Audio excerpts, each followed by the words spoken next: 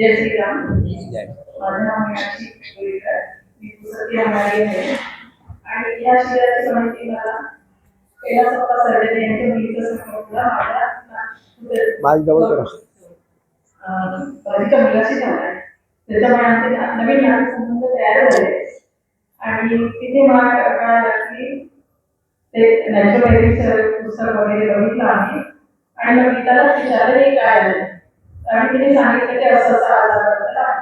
तर मी तिला विचारलं कॅन्सरबद्दल काय आहे का, तर ती म्हणाली कॅन्सर हा चिल्लर आजार आहे.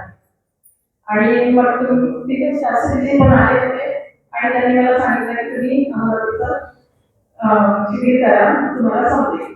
मी अमरावतीला आले, तिथून इथे पण आले आणि इथून जळगाव पण आले.